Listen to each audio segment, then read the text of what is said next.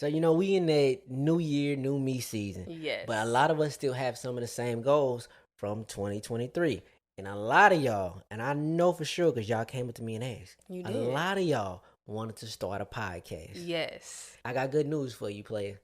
Spotify for podcasts is here for every need you have. We've been using Spotify for podcasters since we started our podcast. It's so easy. You literally record, edit, and upload all from your phone, your computer. So no matter what your setup looks like, you can start now. Yes, get your conversations, your opinion, your views out to the world. People need to hear you. You can distribute your podcast to Spotify and anywhere else that podcasts are heard. With Spotify for podcasters, you can earn money in a multitude of ways. Ads or podcast subscriptions. I mean, it's an easy way to get your visions out to the world and earn some extra pocket change. Yeah, my favorite thing about all of this is free 99. Yes. They don't charge you a dime. So you really got nothing holding you back. Today, not tomorrow, today, let's be heard. Spotify for podcasters. Let's be seen.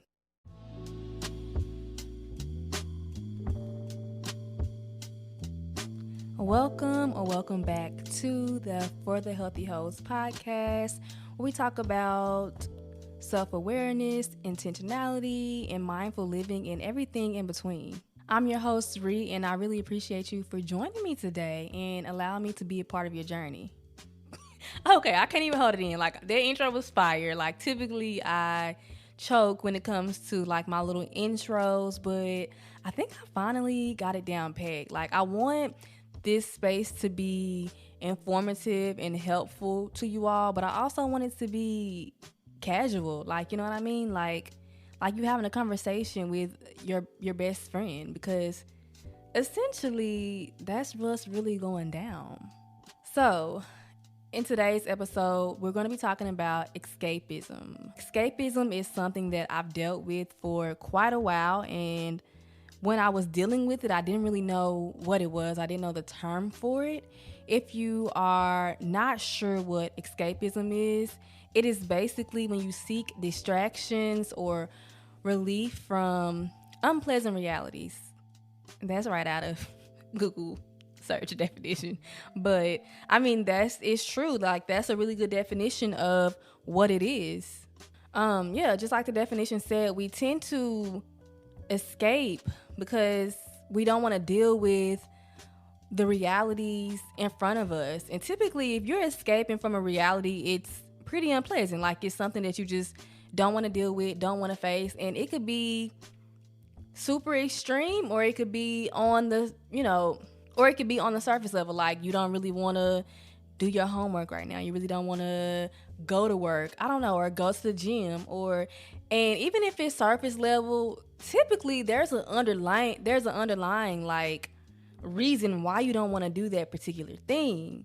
But on another note, it could also be even deeper. Like, you are very clear and in tune with your emotions and how you feel, and you're just unhappy with life right now, and you want to escape and just not deal with it. I'm gonna get further into like that in a little bit, but first I want to kind of talk about my experience with escapism, just a little backstory on it. So typically I am a pretty happy person. I've always done what I wanted to in life. Like, I've never really let anybody's opinion or advice sway me into a direction that I don't want to go in, or take me to a place that I don't want to be in, if that makes sense. Like, I just do what I want for the most part. My escapism started after I graduated from college. We're always taught that if you go to college, you can get a great job and make great money. That's why we go to college, right? So we can have an opportunity to earn a livable income. But for me, it wasn't that way. It wasn't like that at all. Thinking about it really makes me like sad or upset. But I mean, I'm not upset or sad about it. I'm happy I experienced that because it got me to where I am and it got me to where I'm meant to be, right where I needed to be. But so basically, I couldn't find a job. Then I was pregnant and I was just so sad. I was depressed. And every day I would just lie in bed and watch YouTube videos. Like, that was my escape mechanism right there. Watching like my favorite YouTubers. You know, it appeared that they had this beautiful life. They worked for themselves. They made great money. And basically they were just getting paid to be themselves, which is something else we're going to talk about here in the future. But anyway, they were just getting paid to just be themselves. It seemed like a really, really easy, fulfilled life. And it was just so easy for me to escape through their life. Basically, like, I was living through them and neglecting my life and neglecting what issues I was facing and not really dealing with it. And y'all already know, like, when you don't deal with the issues or problems that are in your life, they still gonna be there when you're done escaping. They're still gonna be there. So essentially, like, that's what was happening to me. And it's so crazy because a lot of the YouTubers I used to watch back then, I've outgrown them and I don't watch them anymore. I don't know when it happened or what happened or who I encountered to get out of that escapism, who was actually talking about things that was helpful to me in my journey. I can't remember who it was, but one day I was just like, yeah, like, no, I can no longer, like, bask in my depression, or, you know, like, I gotta stop feeling sorry for myself. I can no longer be the victim. And so I picked up the book How to Be a Badass. You Are a Badass by Jen Sincero. And from that moment on, that book helped me out. Why can't I talk? That book helped me out so much, and it really allowed me to blossom into what my journey is today. Like I said before, the main reason why we escape is because we want to get away from our reality. Like, there's something in our life that we don't like. We don't like our life. We don't like our boss. We don't like our job. It's just something that we are trying to run away from. And how to escape that escapism is by creating a life that you do love.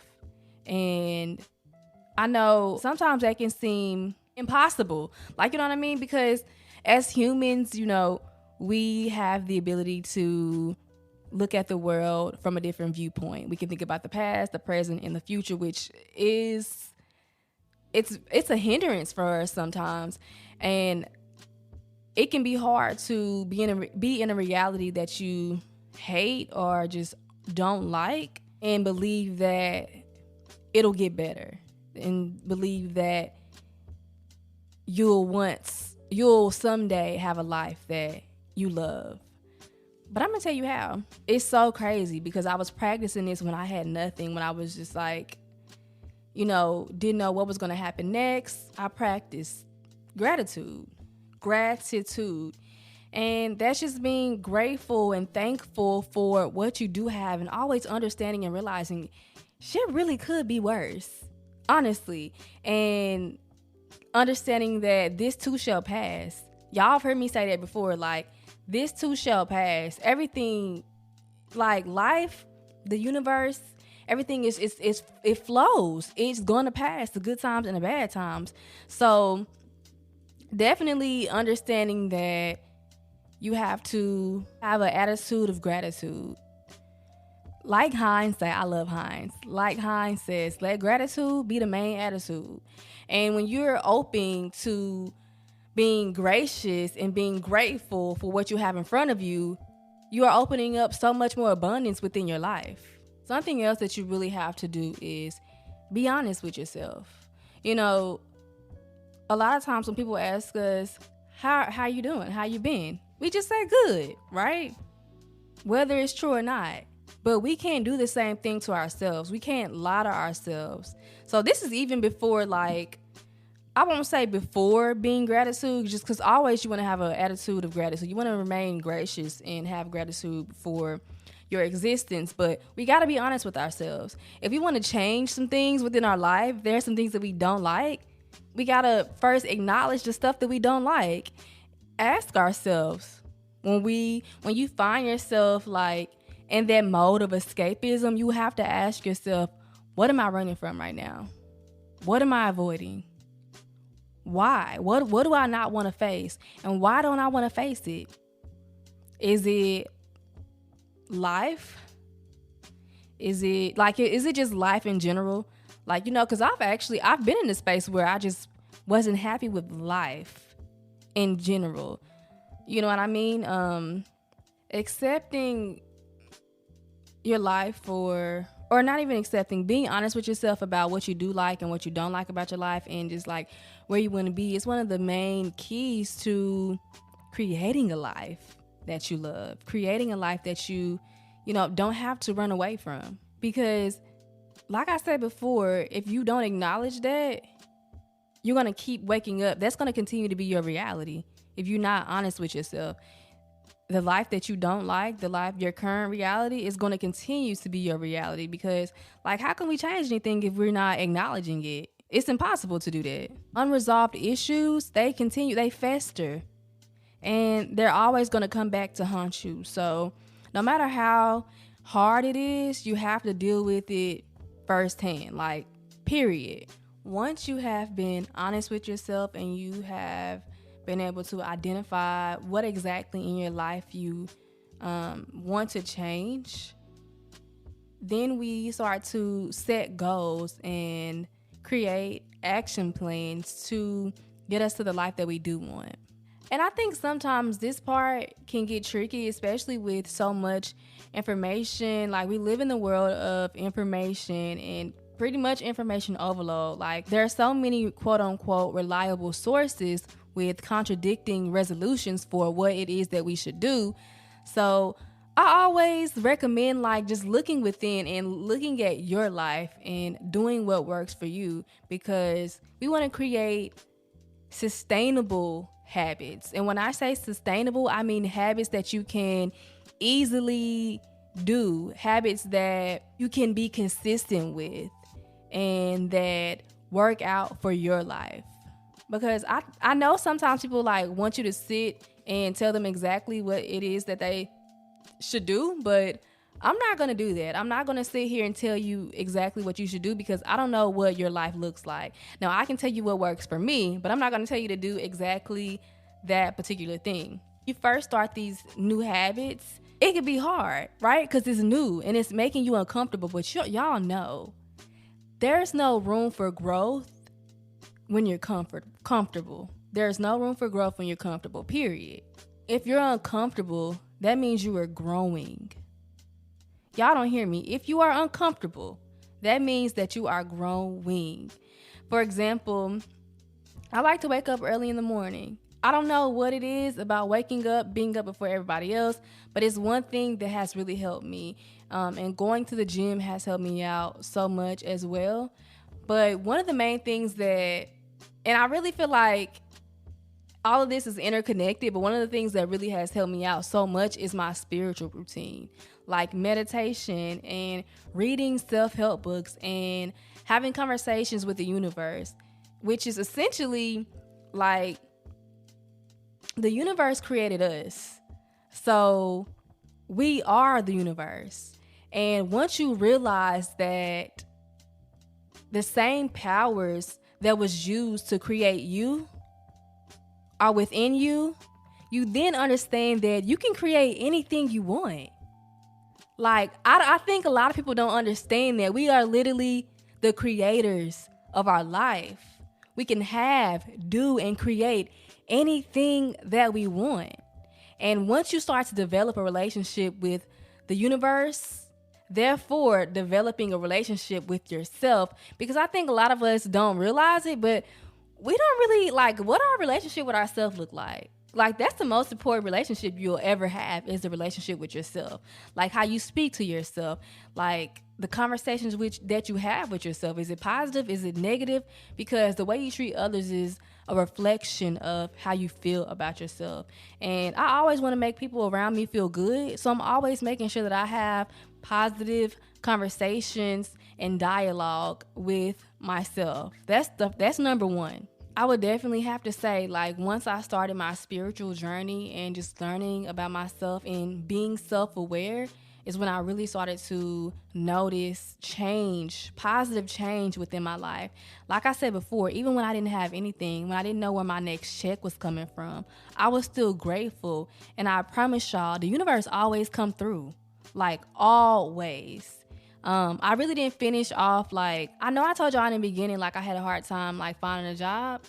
I really never found a job that worked for me. Like, after college, I never found a job, so I decided to freelance and work for myself.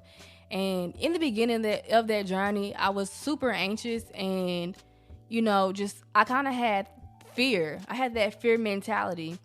But after a while, and once I started my journey, my spiritual journey, I kind of just let go. Like, that's really what you got to do. You got to let go and step into the unknown and have faith. And I practiced gratitude so much, so I had an abundant mindset, and so much abundance started to just fall in my lap. Like, you know what I mean? And that's why I love doing this podcast, because sometimes I forget that. And when I reflect back on my life and the things that I've been through, it reminds me of how and why I'm here and why I do what I do. My relationship with the universe, therefore myself, has been the blueprint for my entire life. Like, it's the reason I've been able to set healthy, sustainable habits that work for me. Like I said, do what works for you. I like to get up early in the morning, but if that don't work for you, don't do it. Like, it just makes no sense. But my habits may or may not benefit you at all. The way I'm doing them may not benefit you. So I always recommend looking at your life. Like, I feel like you have to take advice with a grain of salt. Of course, apply to your life what you can and what you feel like may work for you, but other stuff that don't apply or you feel like won't work, don't do it. Do not do it. A habit that really helped me is one of the first habits, like, that I found was super, super beneficial for me. And if you are not a stranger to pretty much any of my content, if you are a supporter, then you know what I'm about to say. Journaling. Journaling is one of the things that is one of the very first habits that I started. And I've been journaling for probably like 6 years now. It has helped me so much. I highly recommend journaling, getting those feelings out on paper, so you can really just see how you feel. Because it's one thing to like sit there and like think about something, but if you actually sit down and take the time to journal out your thoughts, how you feel, it's a totally different thing. Like, it's so helpful. While journaling, I've been able to be completely raw and authentic and honest with myself, allowing me to really think about what it is that I want, what I like in my life, what I don't like, what I want to change, what I want to manifest. I've done a lot of manifesting. I guess I've done a lot of the start of a lot of manifesting started within my journal. Escapism essentially starts with you and your relationship with yourself. Nurture that relationship like you would nurture a baby, your baby. I think all too often we search for relationships and joy and happiness outside of ourselves, when all alone, it's within us. We have to find those things within us before we can look outside and external sources for those things. I know I've said a lot today, but what I really want y'all to take away from this is trying to become more self-aware, focusing on self and nurturing your relationship with yourself. I think a lot of times we don't even really know who we are. A lot of times often try to be who we want. A lot of times we try to be who we think people want us to be. We try to serve others, make others happy without really honing in on who we are and who we want to be. So today's assignment, or I guess our lifetime assignment, is to discover who we are and who we want to be. And that's also forever changing. Like, that's also a forever changing thing. Like, who I was 2 years ago, who I wanted to be 2 years ago, is completely different than who I want to be and actually who I am today. So understanding that is key as well. But yes, y'all, continue to look within, because the answer is always inside you. Always. On that note, I'm going to end the podcast here. I love you guys, and I will chat with y'all in the next one.